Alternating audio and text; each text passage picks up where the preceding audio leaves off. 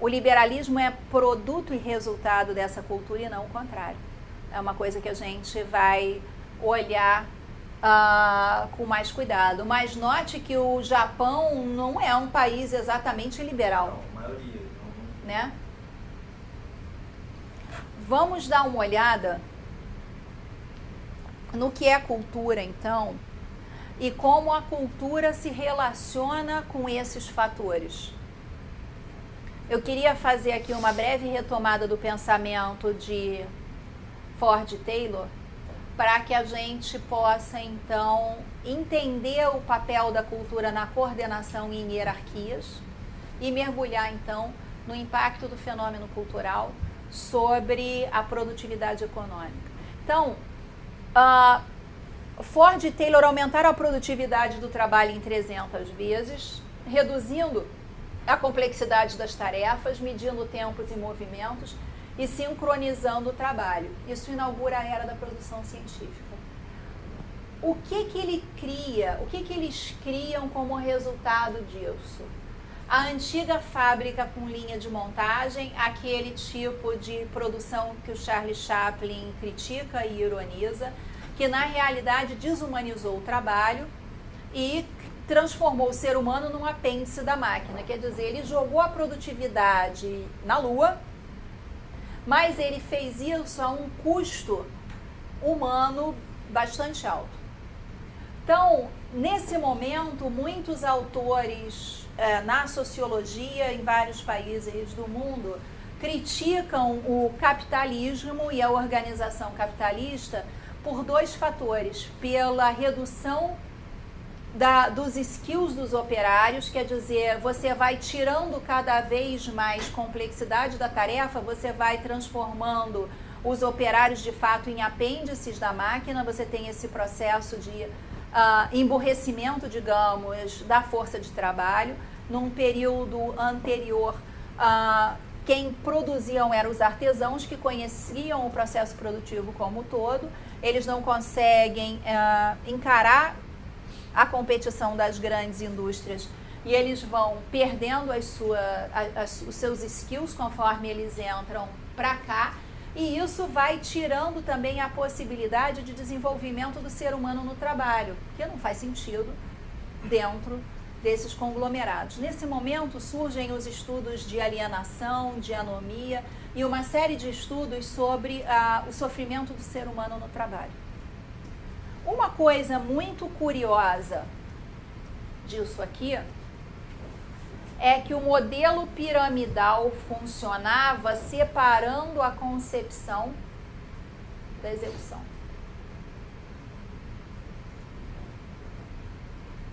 E os japoneses dão a virada que dão na década de 80, reincorporando a concepção ao processo de trabalho.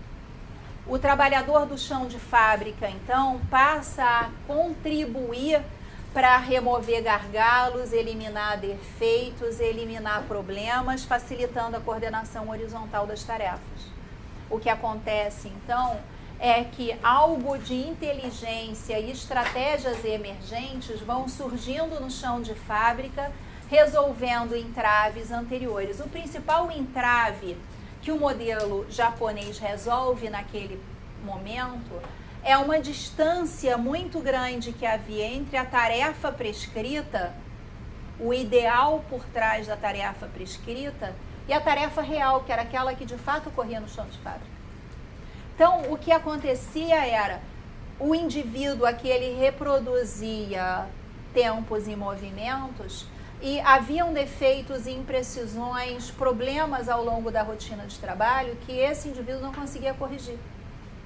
A inteligência dele não era parte da solução desse problema. E as pessoas que estavam acima na hierarquia, muitas vezes não conseguiam enxergar que esses problemas estavam ali e podiam ser removidos.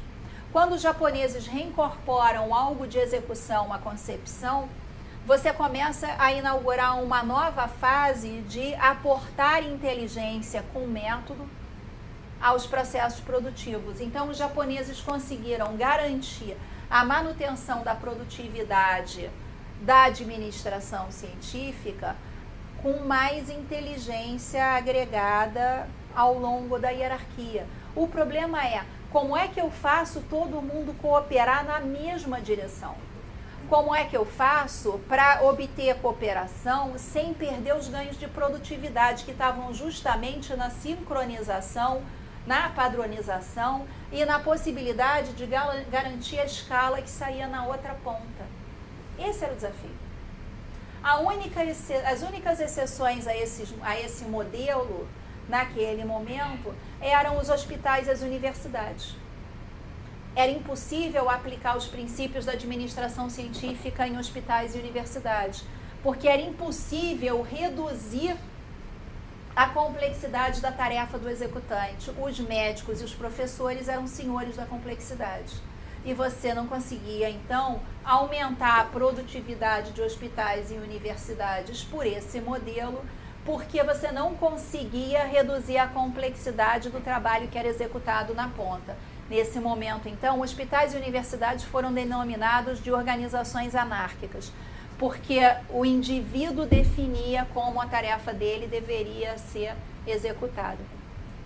Olhando para cá, então, a gente começa a perceber que uma das mudanças que os japoneses produziram nas formas de trabalhar foi tirar o foco daquilo que está sendo feito e do resultado produzido em termos de quantidade, que era algo que se fazia com base em comando e controle direto, e começou a focar no como a tarefa era executada, com que nível de consciência, com que nível de maestria, com que espírito de serviço, com que profissionalismo. E foi a partir dessa prática de que você começa a observar um aprimoramento da coordenação horizontal sem a perda da efetividade dessa coordenação vertical, algo que depois começa a ser incorporado na gestão também nas organizações anárquicas. Os ganhos de escala, de qualidade e de efetividade nas organizações anárquicas passam a ter algo desses intangíveis presentes nela. Antes isso aqui era parte da discricionariedade do indivíduo. Eu faço o que eu quiser. Um bom professor faz, um mau professor não faz. Um bom médico faz, um mau médico não faz.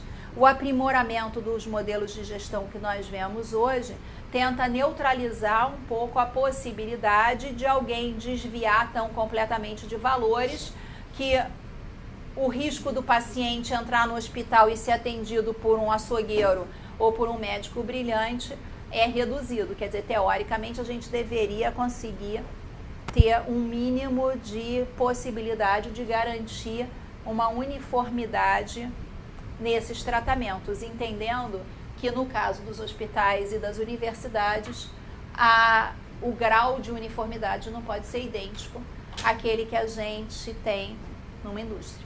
Então, no caso do hospital, por mais que a gente faça padrões, processos e procedimentos, a qualidade e a sensibilidade do médico na hora de fazer o diagnóstico é insubstituível. Então, algum grau de equilíbrio entre padrão e autonomia passa a ser necessário nessas organizações. Mas o que é uma característica comum de todas as organizações que conseguem resultados excepcionais? É algum grau de alinhamento a valores, a como o trabalho deve ser executado. E o alinhamento a valores pressupõe algum grau de autonomia do executante, pressupõe algum grau de liberdade do executante de definir como aquela tarefa precisa ser executada. E aí a gente tem um pepino muito grande no Brasil. Se nós estamos num país de baixa confiança e com uma percepção do funcionário como sendo resistente, pouco qualificado, indolente ou incapaz, nós não fazemos o esforço por trazer esse profissional para o nosso lado. Então, o Brasil acaba se dedicando muito a gerir por comando e controle, por tentar evitar que alguma coisa saia errada no processo. E aí não tem muita alternativa a não ser um produtor de commodity. Se eu trabalho no comando e controle se eu não abro espaço para esse grau de autonomia na base, e se eu não sou capaz de capturar a inteligência de baixo para cima, eu simplesmente não consigo instaurar uma cultura de alto desempenho. Se eu estou gerenciando por comando e controle processos, padrões e procedimentos, fazendo auditorias comportamentais, se eu quero regular a ação das pessoas por meio de controle dos comportamentos, eu estou criando uma cultura de baixo desempenho. Eu estou criando uma cultura de comando e controle. Comando e controle é o oposto de confiança. Quanto mais eu reforço comando e controle, menor é a confiança entre o topo e a base. Menor é a confiança que se desenvolve naquelas relações. E aí só tem um jeito, eu produzo commodity e com uma qualidade discutível. Se eu quero, então, concorrer internacionalmente, se eu quero concorrer de qualquer forma com produtores locais ou internacionais, o que eu tendo a fazer? A pressionar para redução de custo e a tentar aumentar a escala. Eu quero reduzir custo e aumentar a escala, porque é uma forma de competir com base em preço. E aí o que acaba acontecendo? Eu tenho sempre o movimento do mercado operando contra mim. Porque quando eu estou concorrendo como commodity, todos os outros estão fazendo o mesmo exercício. Então eu trabalho sempre com margens mais comprimidas. Trabalhar com foco em redução de custo, comando e controle, é o oposto de trabalhar a cultura de alta performance. Essa é uma questão que eu gostaria de endereçar aqui com vocês para a gente pensar o desafio de fazer e pensar cultura de alto desempenho em um país de baixa confiança. Fez sentido isso para vocês? Há alguma analogia? Fez sentido. Há alguma analogia entre existir controle, menos proporção de controle e comando dentro das empresas, dos produtos com maior valor agregado, como nesses países que têm um nível de confiança muito elevado, ao longo do tempo, se comprova isso? É isso que você está falando exatamente? Exatamente isso que eu estou falando. Se o indivíduo não tem autonomia para propor, para tentar, para se articular de novas maneiras, para criar coalizões, para buscar novas alternativas, eu não estou trabalhando, capturando a inteligência do sistema. Então, quando eu trabalho com foco em comando e controle, e quando eu trabalho com baixa confiança, eu estou desperdiçando inteligência humana. Esse é o fato. A gestão por cultura é um esforço por capturar valor de inteligência humana.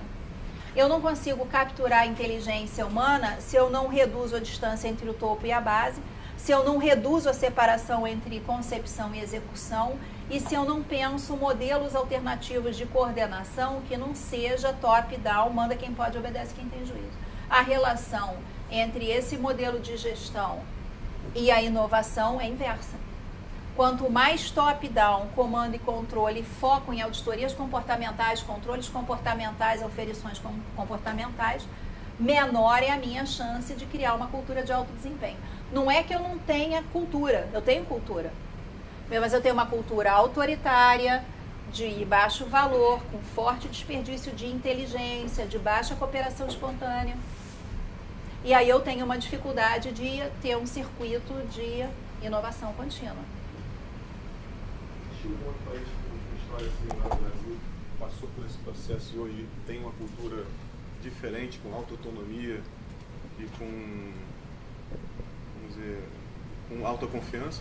Existe algum país que passou por um processo como o nosso, historicamente falando? Eu não sei se tem países como o nosso, porque é muito difícil comparar culturas nacionais. Nós vemos que Japão, China e Coreia, que tiveram um passado mais autoritário, também sem ouvir a base, conseguiram capturar a inteligência, mas aí a gente tem a ética confucionista, a gente tem tradições milenares que estão por trás disso. A pergunta que eu faria é: existem casos de sucesso no Brasil? E existem. Se existem casos de sucesso no Brasil, de empresas que conseguem inovar nesse cenário, é possível fazer em qualquer outro lugar. Então, se nós olharmos no Brasil hoje, se nós pegarmos um exemplo como a RNP, que é a Rede Nacional de Pesquisa, que é uma OS que criou o backbone da internet acadêmica no Brasil e é um braço do Ministério de Ciência e Tecnologia para a implantação de redes acadêmicas. Eles têm resultados muito interessantes. A rede de telemedicina deles, há uns 2 anos atrás, realizou a primeira cirurgia por telemedicina. Um médico em São Paulo operou um paciente, se eu não me engano, em Maceió, pela rede de telemedicina. Eles conseguiram criar um backbone acadêmico que permite experiências em tempo real dos físicos da USP e da Unicamp com o laboratório, com o CERN na Suíça. E eles têm produzido um volume de inovações em redes acadêmicas bastante significativo. A nossa rede acadêmica é considerada uma das excelentes redes acadêmicas no mundo. Eles trabalham muito bem a dinâmica de cooperação com as universidades, eles trabalham muito bem a dinâmica de pesquisa e eles não estão fazendo aquilo que eu falei, que é brincar de alvo ao tiro.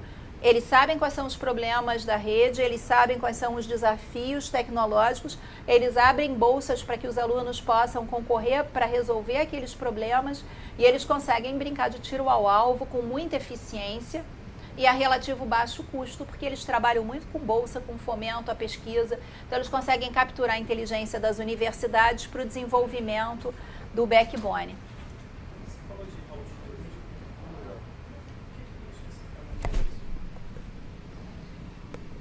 O que é auditoria de cultura? Muitas empresas no Brasil gostariam de ter culturas de alto desempenho. E o que elas fazem? Elas definem valores, crenças de gestão, depois elas fazem uma lista dos comportamentos esperados e depois elas montam um comitê ou uma auditoria para verificar se os comportamentos estão adequados em relação àquela prática de valores. Então, auditorias comportamentais e avaliações comportamentais, elas existem em várias organizações brasileiras que gostariam de ter uma cultura de alto desempenho. O problema é que está controlando a coisa errada. Estão controlando a coisa errada. Se você controla comportamento, você está pegando um ser extremamente plural e diverso, como ser humano, e tentando botar todo mundo numa forminha de empada, medir com a mesma régua e querer um resultado diferente na ponta. As auditorias comportamentais e os controles comportamentais é uma nova forma de comando e controle. Pretende dar uma flexibilidade ao modelo, mas de fato não dá. E aumenta o controle e a pressão dos indivíduos sobre como eles devem se comportar na organização. Então, o que acaba acontecendo?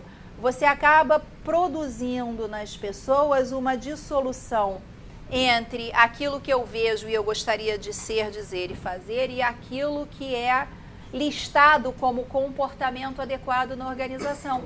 A organização vira um teatro. A organização vira um teatro. Todo mundo fingindo que é aquilo para que nas auditorias comportamentais ou nas avaliações comportamentais você possa receber uma nota legal. É o oposto da liberdade meritocrática. É o oposto da cultura de alto desempenho. Na realidade, tem uma coisa muito interessante quando a gente olha para os fundamentos da meritocracia no pensamento anglo-saxão. Os anglo-saxãos dizem uma coisa muito clara: não interessa as pré-condições, interessa o resultado.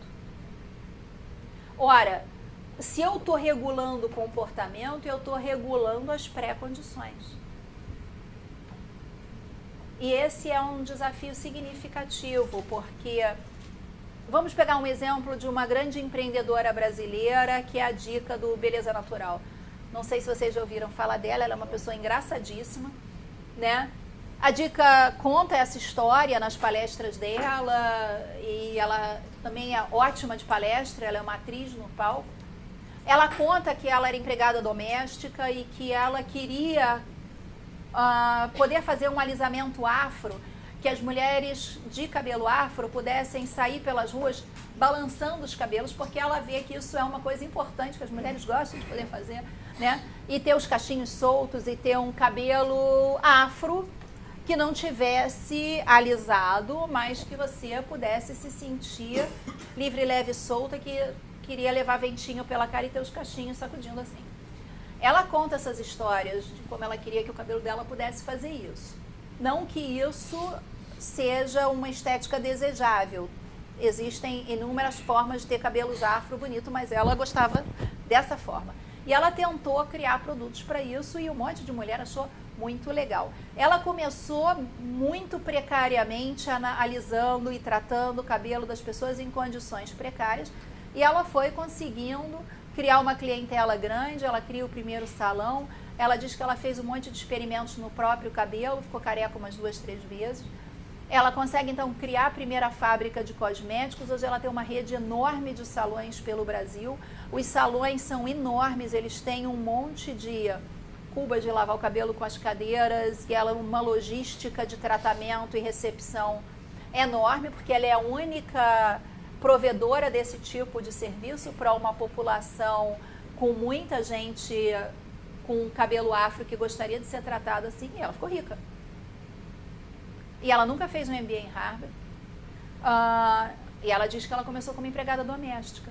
Ela criou produtos que atendem à necessidade do cliente brilhantemente, sem ser química, experimentando no cabelo dela.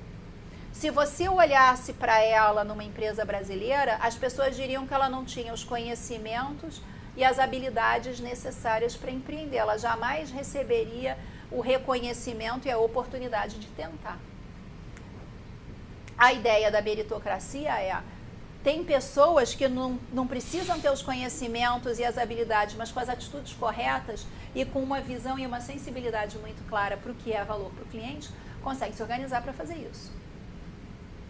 A meritocracia americana, a meritocracia de cunho liberal, afirma isso, que eu não tenho que regular pelas pré-condições, eu tenho que ver pelo resultado, porque quem sou eu para dizer como ele pode chegar a um resultado? Eu só posso verificar o resultado e aplaudir. Eu não consigo chegar a resultados absolutamente excepcionais regulando as pré-condições. Então, há algo de baixo controle da incerteza que é necessário para performances excepcionais. E, na realidade, os países que têm maior liberdade de empreender e tentar, ou que têm um contexto mais capacitante para que o indivíduo experimente e tente, são os países que têm melhor performance no ranking de inovação. Existe um contexto sociocultural que é mais ou menos capacitante para a inovação. Tem um trabalho muito interessante de sociologia, que é o livro do Elias, chamado Mozart, a Sociologia de um Gênio, em que ele mostra a relação entre o contexto e a genialidade individual. Mozart jamais seria Mozart fora do contexto da Áustria daquele momento. Se Mozart tivesse nascido numa tribo indígena, ele não poderia ser um gênio da música clássica. Ele estava naquele contexto e naquele contexto ele pôde desenvolver habilidades e competências numa dinâmica competitiva local que fez com que ele chegasse onde chegou. Fora daquele contexto, mesmo que ele tivesse as mesmas habilidades, ele não conseguiria desempenhar. Então, existe uma relação entre o contexto e os indivíduos que geram esse tipo de resultado. E é isso que a gente vai olhar um pouco, o quanto que determinados contextos podem ser incapacitantes e o quanto que determinados contextos podem ser capacitantes para a inovação, para a diferenciação competitiva, para a gestão dos ativos intangíveis, para a inovação de múltiplas maneiras. E é isso um pouco que eu gostaria de discutir com vocês. Aqui a gente vai precisar de muito exercício de modéstia. A cultura é um fenômeno extremamente complexo e que pode ser compreendido por uma grande quantidade de variáveis. Existem múltiplos olhares, múltiplas perguntas, múltiplas possibilidades. Eu estou apresentando uma delas. Outras pessoas poderiam olhar para isso de uma outra maneira. Eu gostaria de provocá-los para que vocês também pensassem como vocês olhariam para esse tipo de fenômeno. E aí a gente pode junto ir pensando nas oportunidades para endereçar isso como membros de uma organização ou membros de uma sociedade. Mas quando eu vejo organizações brasileiras que tiveram resultados excepcionais e eu vejo o impacto que isso tem nas pessoas que trabalham nelas, as organizações que conseguem trabalhar com as estratégias emergentes, com mais autonomia dos sujeitos, elas são organizações que têm muito mais sentimento de pertencimento, muito mais predisposição à cooperação, o sentido e o significado do trabalho estão mais presentes e isso gera um entusiasmo muito bacana, uma certeza de que eu estou fazendo a coisa certa, de que eu estou no lugar certo, de que a gente está deixando um legado. Essas são coisas interessantes quando a gente para olhar para esse tipo de fenômeno.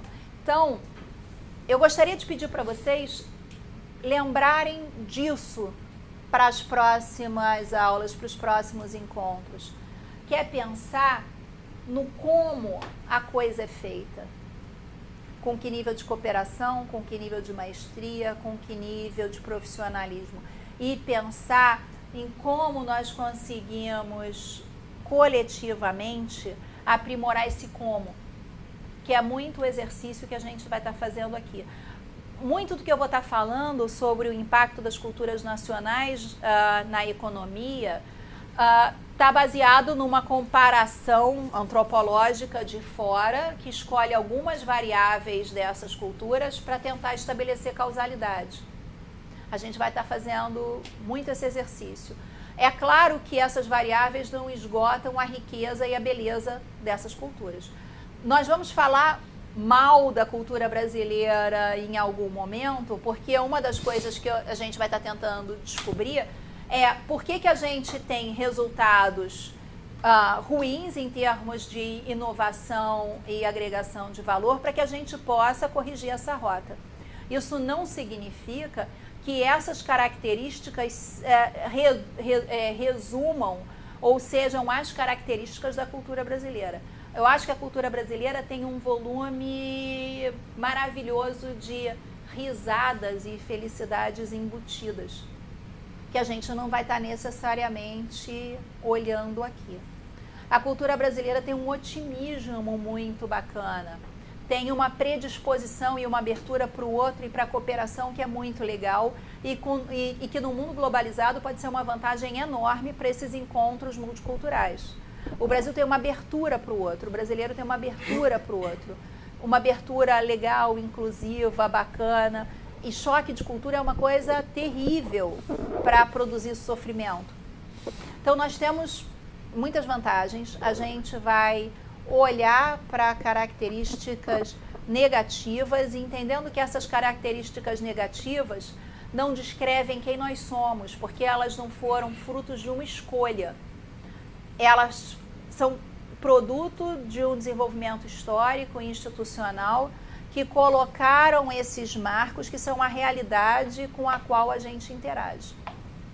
Para a gente olhar para isso, a gente vai falar de valores, a gente vai falar de gramática simbólica, mas eu não gostaria de deixar aqui a mensagem de que cultura são valores e crenças. Em muito da literatura, a cultura aparece como valores e crenças. Isso é uma redução enorme do fenômeno cultural. A cultura é uma praxis, é uma prática. São práticas sociais articuladas num duradouro conjunto de relações. Quando nós vamos tentar descrever essas práticas, nós tentamos traduzi-las em valores. E é claro que elas se relacionam a valores, mas elas não podem ser reduzidos a eles.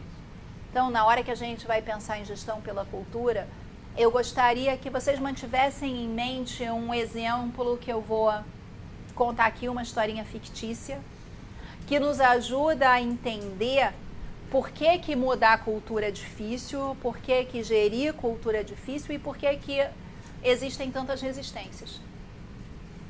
As resistências não existem porque as pessoas são idiotas e não conseguem ver que determinados valores são melhores do que outros. É porque a cultura organiza a nossa praxis e ela cria uma energia, uma economia de energia que é fundamental para a saúde mental.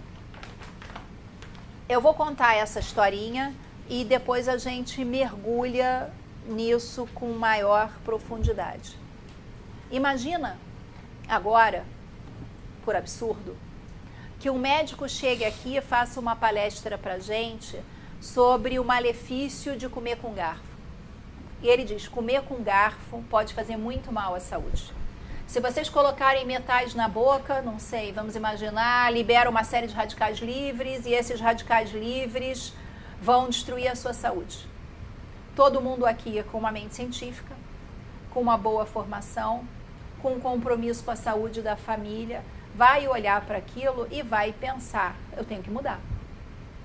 Imagina então que essa pessoa chega em casa, é um menino aqui da turma, ele chega em casa e conta isso para a mulher dele, ele tem 2 filhinhos pequenos. A mulher ouvindo isso, ela vai dizer, nossa, caramba, então temos que parar de comer com garfo. O que o médico sugeriu? O médico sugeriu que a gente mude para palitos japoneses. Legal, é uma mudança simples. Um implemento para outro implemento. É de uma ferramenta para uma outra ferramenta. Nós temos valores de etiqueta e de higiene que estão relacionados a não comer direto com a mão, né? Países árabes comem direto com a mão e isso faz parte da etiqueta desses países, mas pra gente isso parece falta de higiene. Então, nós gostamos de ter um instrumento mediano entre a nossa mão e a cultura, e a comida. O palito japonês funciona para isso? Funciona. Então, existem barreiras de valores em relação a essa mudança? Não, não existe. Imagina, então, que o marido fala isso para a mulher e amanhã ela diz, meu bem, combinado, a partir de amanhã a gente vai comer com palito japonês. O marido sai na hora do almoço, vai procurar uma lojinha de palitos japoneses, não encontra facilmente aqui no entorno, acaba tendo que ir numa loja especializada em produtos orientais, compra o palito, chega em casa e a comida preparada para aquela noite é arroz, feijão e ensopado de vagem com carne moída. Come com palito que eu quero ver. Não dá. A mulher chega para ele muito otimista, diz assim, não, meu bem, não desiste. Foi um primeiro erro, nós somos resilientes, nós vamos conseguir fazer isso. Amanhã eu vou comprar um livro de culinária japonesa e vou ver como é que a gente faz para ajustar a nossa comida ao uso do palito. Ela nem almoça, só come um sanduíche. Sanduíche é almoço em alguns países, pra gente não é, né? Se não tiver um pratinho legal, todo arrumadinho, não é almoço. Comi um sanduíche correndo, fui comprar o palito japonês. Comprar o livro de culinária japonesa. Ela compra o livro de culinária japonesa, correndo na hora do almoço, volta para o escritório, bota o livro ali do lado. Poxa, 5:30 da tarde, hora de ir embora para casa, ela abre o livro para ver a receita. Ela tem que procurar uma receita, fazer uma lista de produtos antes de ir para o supermercado. Ela para no supermercado e o que acontece? Ela demora muito mais para fazer as compras do que ela faria normalmente. Quando ela vai comprar produto da culinária brasileira, ela vai jogando os produtos dentro do carrinho rapidamente, porque ela tem saberes tácitos que permitem a ela saber como é que ela vai combinar aquilo. Então, ela tem um ganho de eficiência enorme. Quando ela coloca na lista produtos orientais, ela vai ter que primeiro ver se o produto vende no supermercado. Ela não prestou atenção nisso. Ela não sabe onde os produtos estão. Os produtos não correspondem exatamente ao rótulo que ela viu no livro, então ela tem que ler o rótulo dos produtos para saber se é igual. A essa altura ela já está mais do que 1h30 atrasada para chegar em casa.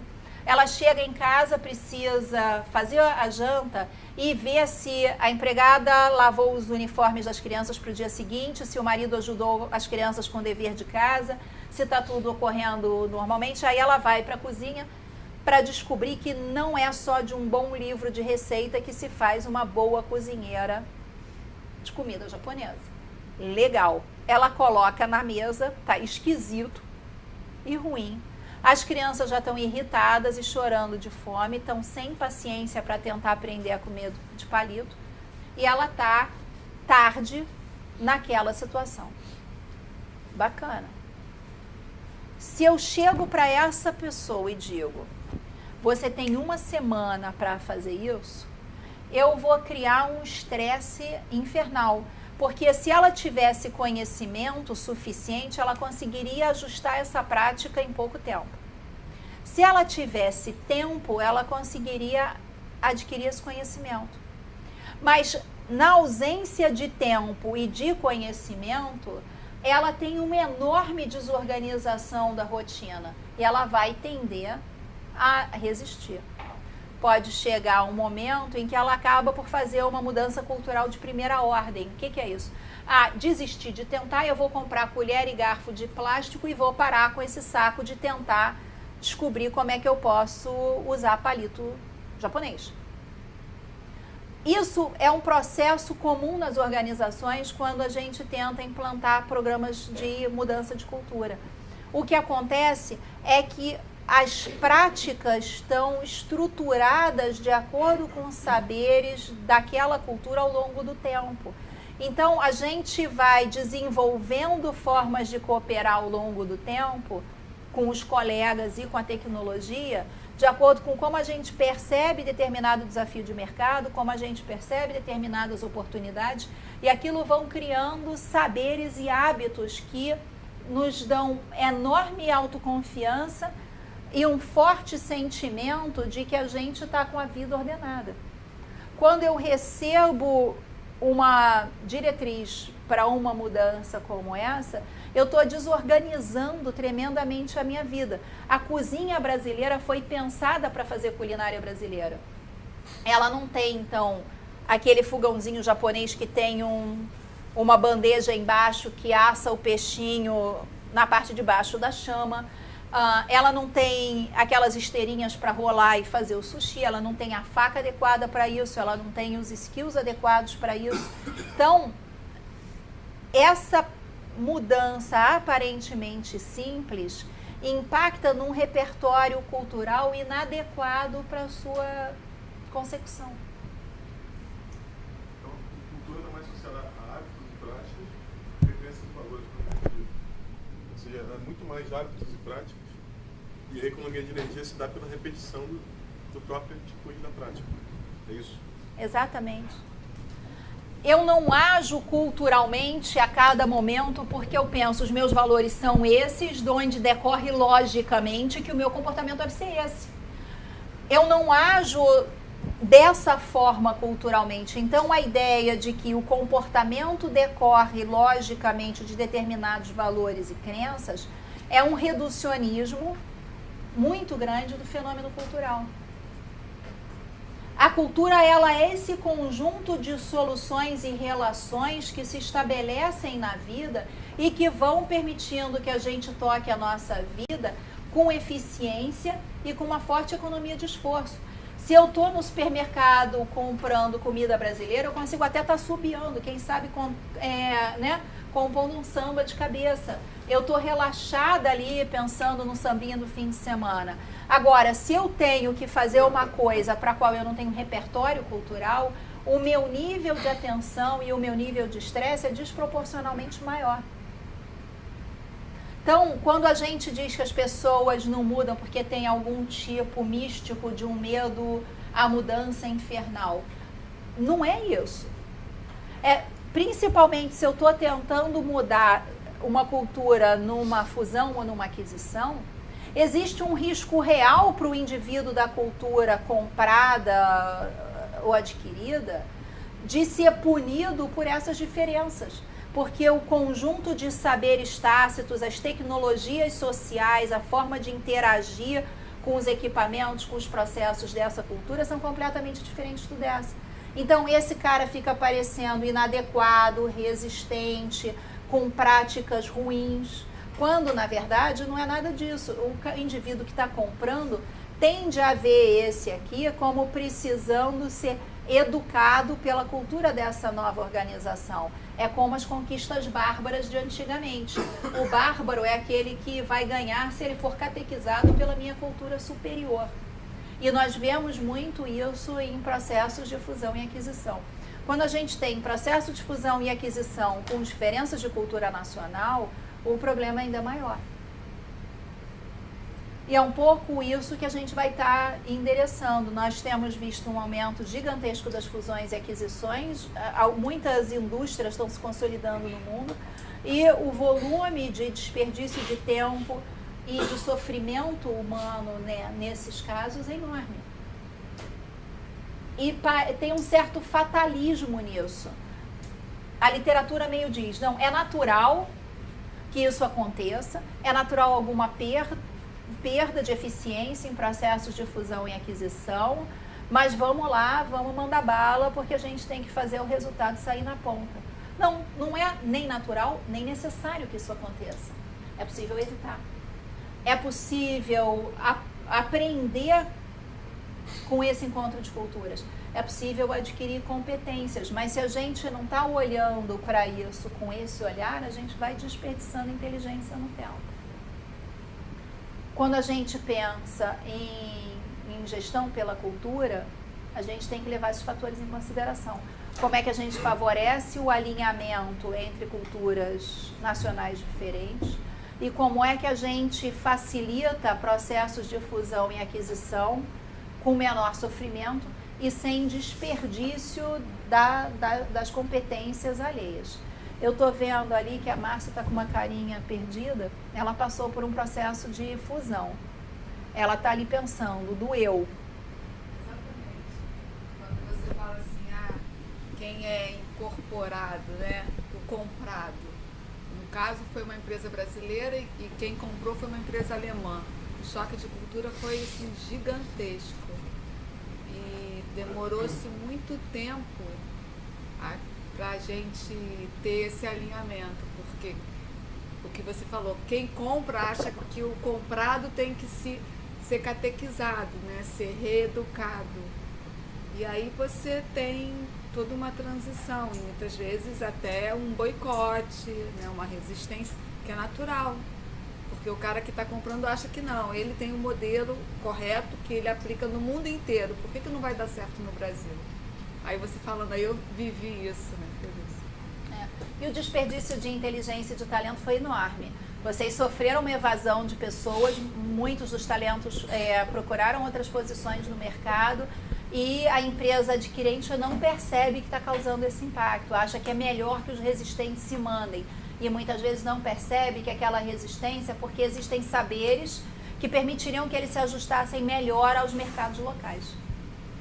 Já tive chance de trabalhar em fusão e aquisição, você está falando de culturas nacionais, estrangeiras, eu já vi duas culturas brasileiras que são tão distintas que às vezes você não casa. Eu fiz um trabalho para construir uma joint venture entre BTG e Petrobras, era próximo impossível fazer os dois rodarem. Eu tinha comprado, a BTG comprou 50% dos ativos da Petrobras na África, tinha que construir uma joint venture na Holanda.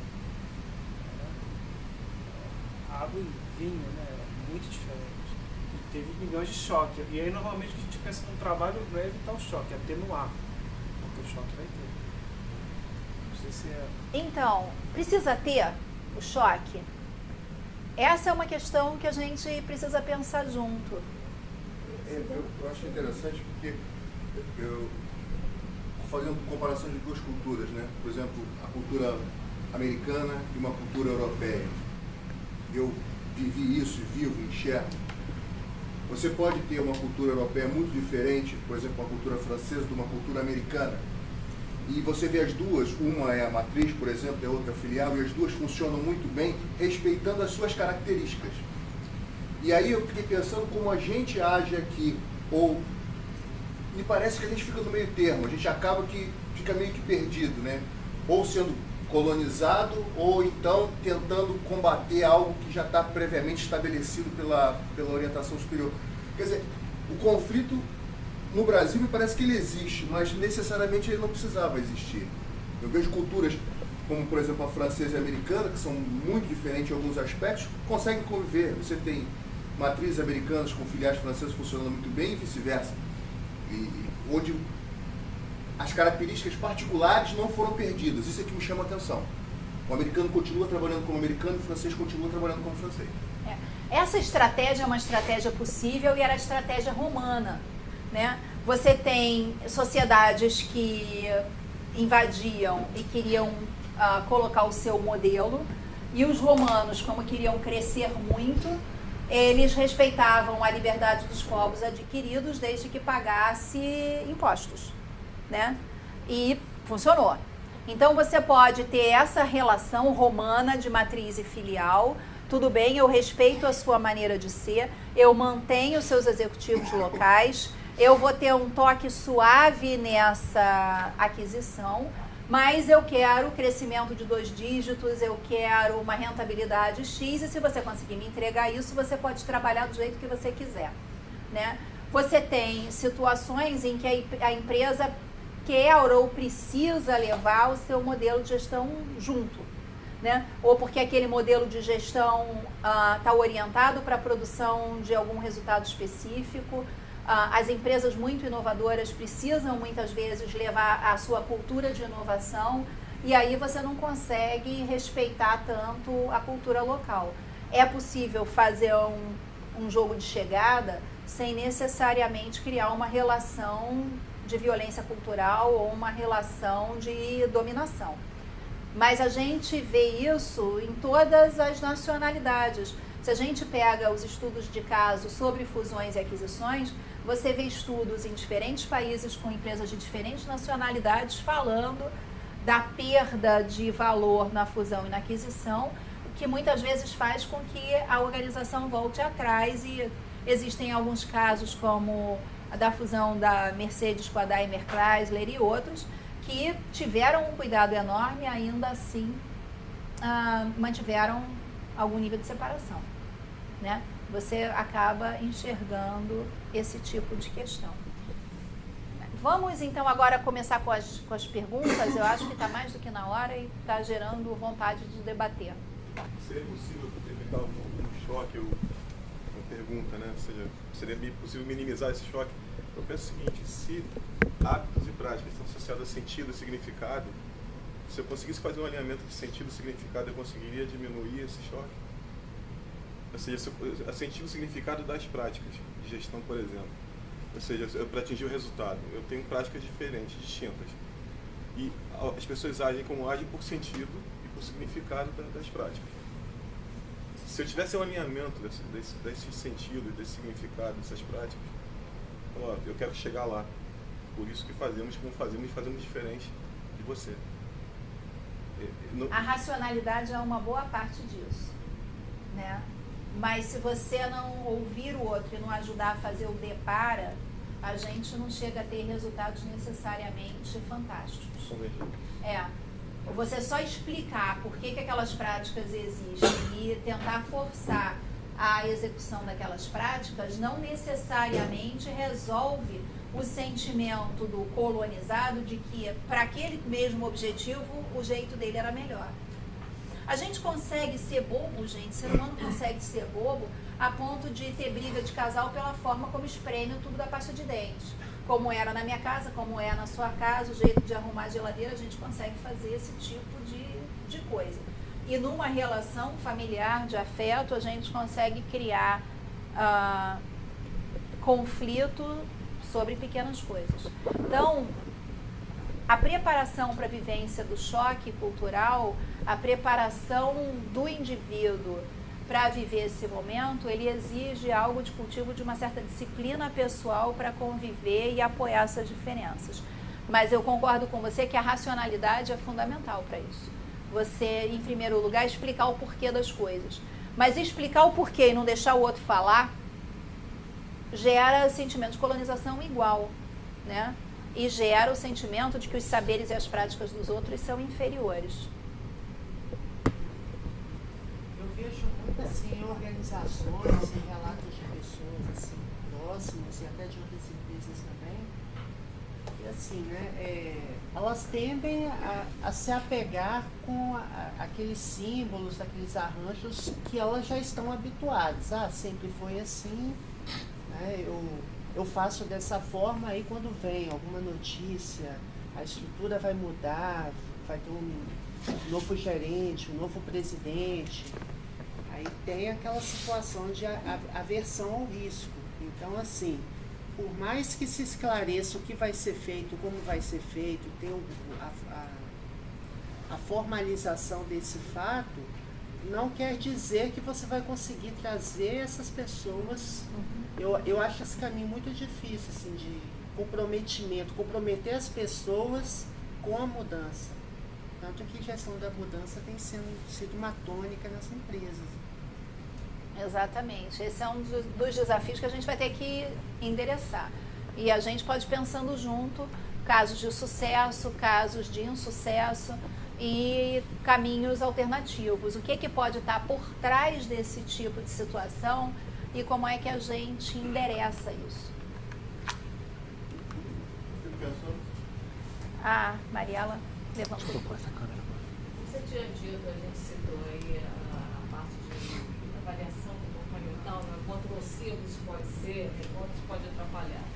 Os processos de gestão de desempenho hoje, ainda, né, tem muitos que tratam isso. Como você vê esse processo de gestão de desempenho das equipes, das organizações, frente a esses cuidados que a gente tem que ter, uma cultura que valorize isso tudo que a gente vem falando, que traz prosperidade ao alto desempenho? Como você enxerga esse processo? Então, você tentar controlar comportamento é o oposto da valorização da diversidade de pontos de vista, de talentos, de potencialidades.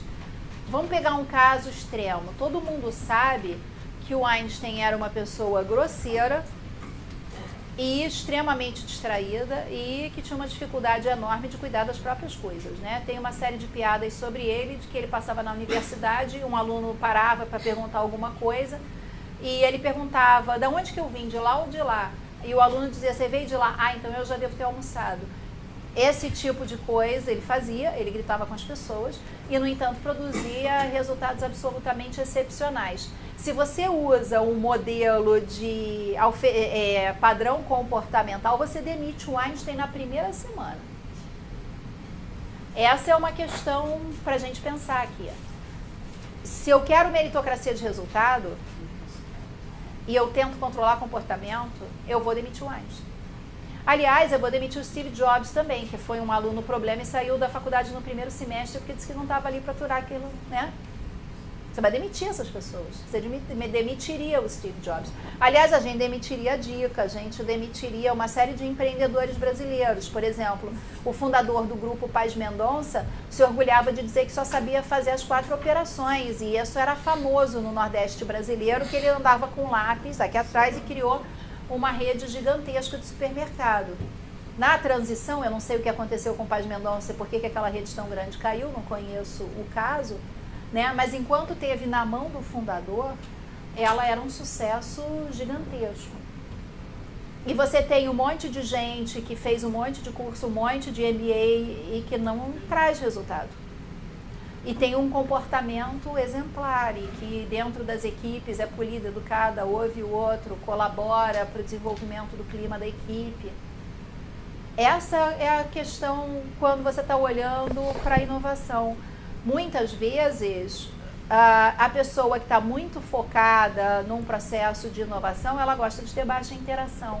Aí a gente pega e força um modelo de avaliação comportamental de natureza interativa, você elimina esse cara. Você está dizendo que esquece esse comportamental e foca em resultados, independente do bom, para respeitar as individualidades, os estilos. O problema do comportamental é que tem uma visão autoritária de como as pessoas devem se comportar para atingir aquele resultado que, na realidade, muitas vezes não corresponde à verdade. Você tem outros caminhos, são múltiplos os caminhos que podem levar ao resultado. Se você começa a colocar um filtro no como, de acordo com o que uma autoridade ou que um especialista pré-definiu, você vai acabar tirando da reta as pessoas que não casam naquele modelo. E gestão da diversidade é fundamental para a entrega de resultados. Então, tem uma coisa em inovação e em processos de aprimoramento organizacional. Normalmente é o indivíduo que discorda que mais promove um processo de reflexão sobre alternativas melhores. Mas esse indivíduo não necessariamente é o de melhor trato. Aquele filme Jogo da Imitação mostra bem isso, né? Na história da Segunda Guerra. Que foi o primeiro grande computador que fizeram e tal, e que dizem que antecipou a guerra em não sei quantos anos e evitou um monte de morte. Mas o cara era um gênio e não conseguia lidar com a equipe direta dele ali. Enfim, o filme mostra bem isso que você está dizendo. Bem interessante. Quase acaba várias vezes o projeto por causa da dificuldade de ele se relacionar com os outros. O cara era um gênio do mundo, praticamente. Né? Então, algo de respeito à diferença, de respeito à diversidade é fundamental. E algumas empresas que são muito inovadoras, por exemplo, a IBM, que eu acho que foi 2013 ou 2014, que foi a empresa do mundo com maior volume de patentes inovadoras, algo em torno de 44 mil inovações foram feitas na empresa. O Alessandro Bonorino, que é o gerente global, o head global de talentos, ele deu uma palestra para a gente aqui na GV e ele disse o seguinte: a IBM tem o programa de gestão da diversidade mais antigo do mundo, começou em 1910. Porque, por acaso, a inteligência está distribuída por pessoas de diferentes raças, gênero, religião, região geográfica, culturas e tudo isso. Se eu preciso um volume de inovação muito grande, eu tenho que garantir um volume de diversidade muito grande para ter certeza que eu vou conseguir um volume suficiente de questionamento, de crítica e de apontamento de possibilidades internas que leve à inovação. Então, qualquer esforço de padronização, ele vai muito na direção oposta. O que acontece? O processo de orientação por valores, ele não pressupõe uma padronização comportamental. E esse é um erro que sociedades autoritárias, de modo geral, tendem a fazer. De chegar e dizer, tá, se a gente tem esses valores, esses são os comportamentos descritos que produzem a evidência concreta de que você produz esse valor. Isso não é verdade. Na realidade, se a gente para observar comportamento, tem um exemplo que o Clifford Geertz dá, que é muito interessante, no livro A Interpretação das Culturas. Ele, para nos ajudar a entender o que é cultura e a relação de cultura com contexto, ele dá um exemplo de um comportamento como uma piscadela de olho. Pisquei o olho para alguém aqui. O que isso significa? Isso é um comportamento. A contração física da pálpebra é um comportamento. Bacana, mas me diz o que esse comportamento quer dizer ou o que ele significa. A contratura da pálpebra pode ser um menino que tem um código com o outro, acionando esse código para enganar um terceiro. Pode ser um menino fingindo que tem um código porque é amigo desse e tentando excluir um terceiro. Pode ser simplesmente um tique nervoso. O que aquele comportamento significa? A chave de interpretação do comportamento, ela só pode ser destravada se eu pergunto ao indivíduo qual é a sua intenção e eu entendo a intenção daquele comportamento em relação a um contexto, como o indivíduo interpretou aquele contexto. Fora disso, é julgamento nu e cru. Tem até uma historinha que está correndo na internet agora que fala sobre a questão do julgamento, do pré-julgamento sobre a intenção alheia. É uma historinha de uma menininha que a mãe vê que ela pegou 2 maçãs e a mãe fala para ela, me dá uma. Não sei se vocês viram essa historinha. A menina vai dar uma mordida em outra e dá uma mordida em cada uma primeiro. E aí todo mundo pré-julga, que menininha safada, egoísta, quis dar a maçã mordida, foi uma pirraça, foi uma birra. E a mãe perguntou, que isso? Por que você mordeu as maçãs? Que eu queria ver qual era mais doce para dar para você. Se você pré-julga o comportamento sem entender a intenção do indivíduo, você pode correr em erros dessa magnitude, de atribuir uma intenção ao comportamento do outro que de fato não existe. E isso, ele é redutor da confiança, porque ele aumenta o risco para o indivíduo de agir de uma maneira diferente daquilo que está previsto no modelo.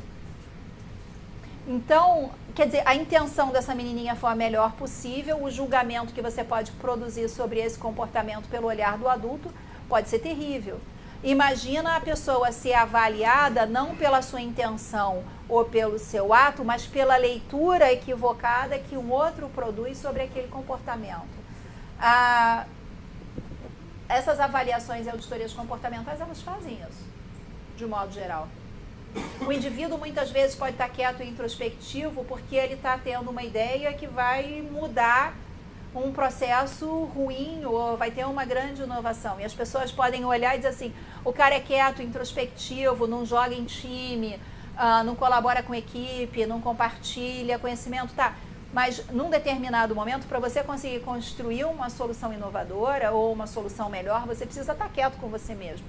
Né? Vocês não conseguem fazer a tese interagindo com todo mundo, né? Participando de tudo. Chega uma hora que você tem que dizer para as pessoas, sinto muito, eu quero me isolar, eu preciso desse enorme volume de tempo sozinho para conseguir construir esse raciocínio. Aliás, o processo de construção de tese, para mim, é uma coisa fantástica, porque você vai observando as pessoas e elas vão te surpreendendo ao longo.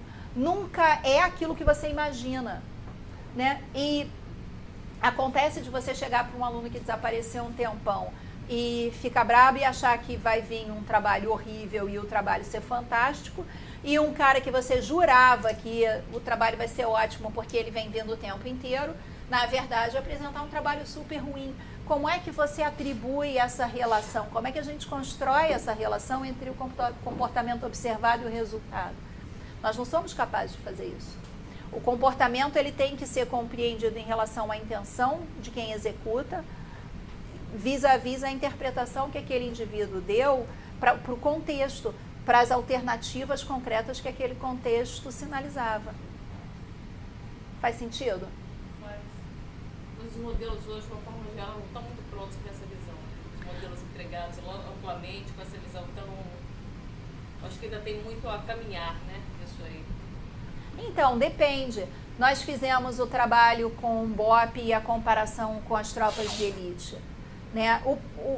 Você olha para uma tropa de elite como o BOP, que é uma organização militar, e a redução da distância hierárquica e o nível de confiança no compartilhamento de informações é impressionante. O que acaba acontecendo é que a qualidade do planejamento das operações e a capacidade que eles têm de antecipar riscos e criar soluções criativas e inteligentes para o contexto é enorme. Mas o que eles dizem? Eu não consigo controlar os comportamentos numa equipe como o BOP. Eu não posso trabalhar com comando e controle com esse tipo de operação, porque ao longo da operação não dá tempo de ligar para o quartel e perguntar para o comandante o que eu posso fazer. As decisões têm que ser tomadas ad hoc ao longo da operação. Então, as pessoas precisam estar muito alinhadas sobre o que é valor, o que é importante, qual é a disciplina, qual é o treinamento, qual é a prática, qual é a técnica e ajustar aquilo de forma flexível aos desafios locais. Se é possível fazer isso com esse grau de sucesso numa organização militar, teoricamente seria mais fácil numa organização produtiva, que não vive as mesmas pressões e as mesmas tensões. Então, mais em relação ao processo de gestão de desempenho empregado, é isso que eu estava dizendo, que um longo caminho, que existe um questionamento, né, sobre a eficácia realmente desses processos, né? Às vezes se torna teatro para se ter um resultado, é aquele resultado real verdadeiro ou não está realmente agregando, né, o que se espera, né? Nós temos... Nós precisamos, aliás, nós usamos esse tipo de ferramenta de controles e auditorias comportamentais porque nós temos uma cultura de baixíssima confiança em decorrência disso, uma forte necessidade de controle. Nós temos uma alta distância entre o topo e a base da organização e uma tentativa de disciplinar o conjunto por uma norma coercitiva externa. Então, esse tipo de ação é próprio de uma cultura e de uma liderança de baixa confiança. A liderança tem medo de reduzir o controle e não ter a cooperação das pessoas e perder a mão da gestão. Então, eu prefiro perder inteligência do que perder controle. E, na realidade, isso vai virando um círculo vicioso de produção de controle sobre controle, que faz com que a base acabe aprendendo a não colaborar para o aprimoramento dos processos, a não levar as questões para cima. A gente vai discutir isso na próxima aula. Como é que a cultura brasileira funciona criando esse paradigma. Então, o curioso é como a cultura nacional produz essas inércias. Isso é o que está por trás, na verdade, do estudo de cultura. Quando você fala em cultura, o que você está tentando entender? Como é que os comportamentos têm essas regularidades repetidas de forma tão óbvia e observável? Como é possível isso? Né? Quando a gente começa os estudos de cultura, a gente começa a ver que dentro de determinados grupos sociais você tem padrões de comportamento extremamente persistentes e que se repetem no tempo e que são extremamente difíceis de romper. Esse é um deles. Baixa confiança e autocontrole faz com que a gente faça isso. Como a gente não confia nas pessoas, a gente também gasta pouco tempo conversando. Então, a gente pré-julga. Eu aumento o risco do subordinado. Então, o subordinado tenta ir por aquele script e criar um teatrinho organizacional. Em maior ou menor grau, isso existe em todas as organizações hierárquicas. Mas, dependendo das características da cultura local, pode ter mais ou ter menos. Os casos de sucesso que a senhora registrou, teve algum aspecto positivo de cultura brasileira identificado, tipo o jeitinho brasileiro? Lógico, o jeitinho associado não à corrupção, mas associado ao caso da flexibilidade em relação à adaptação, etc., a contextos difíceis, soluções criativas, etc. A questão do... Então, nós podemos conversar isso ao longo, no estudo de caso mais detalhado, mas o BOP é um caso de uma série de características positivas da cultura brasileira. É uma organização tipicamente brasileira, um forte compromisso, na verdade, com as pessoas, um forte compromisso dentro da equipe, alta confiança em liderança, que foi possível pelo compartilhamento de um sentimento de missão. E aí você vê quanto que a cultura brasileira foi plástica e capaz de gerar soluções para os desafios que eles vinham enfrentando. Agora, o que me chamou muita atenção sobre aspectos positivos da cultura brasileira foi no caso do Hospital Albert Einstein, que tem uma cultura de excelência, sem dúvida, tem um foco em resultado e na missão fantástica, embora seja uma instituição filantrópica, um foco no valor. É bacana como eles conseguiram criar uma coalizão interna orientada para a entrega de valor em termos de segurança do paciente, capacidade de fato, oferecer o melhor tratamento, o nível de disciplina que eles conseguiram na equipe foi muito bacana. E quando a gente foi conversar sobre isso com a liderança, e tem algumas características, claro, do grupo fundador, que é um grupo judeu, eles disseram, não, mas espera aí, esse tipo de resultado a gente não encontra em qualquer hospital judeu no mundo. Então, se isso fosse resultado da cultura judaica, nós encontraríamos isso de uma maneira mais consistente. O que teve aqui foi uma solução de multiculturalidade extremamente criativa. E eles mesmos apontaram para a abertura que os brasileiros têm para a disciplina de gestão que eles implantaram. Quer dizer, são todos judeus brasileiros também, mas o que eles disseram tem uma abertura para a cooperação aqui e uma facilidade de criar uma coalizão. Se as pessoas veem sentido, significado tão próximas, fazem parte da solução, que é muito bacana, né? Então, tem uma série de fatores bastante positivos que a gente pode apontar, mas o jeitinho é muito negativo. O jeitinho é a arte de não dar jeitão, é a arte de não criar coalizões estruturadas para resolver o problema como ele deve ser resolvido e ficar fazendo acochambração para conseguir bypassar os entraves burocráticos que a gente mesmo acaba criando. Então, o jeitinho, além de ser uma ferramenta autoritária, porque de muitas maneiras ele não coloca em jogo um debate sobre a lei, a norma e a regra não vale para todos. Eu posso burlar aqui, dar uma mexida ali e a gente não sabe qual é a regra do jogo que está valendo. Então, o jeitinho, de muitas maneiras, ele contribui para a dissolução de uma relação ética entre as pessoas. Ele destrói também a razão ou o sentido de você trabalhar com maior disciplina pessoal para o aprimoramento do sistema como um todo. Porque ele permite que a gente vá procurando soluções nas brechas. Então, flexibilidade é uma característica do brasileiro, mas não é aquela flexibilidade do ginasta olímpico, né? Que é fruto de uma disciplina muito grande. É a arte de dar nó em pingo d'água. E a inovação precisa de outro tipo de criatividade, que é essa criatividade e flexibilidade somada à disciplina.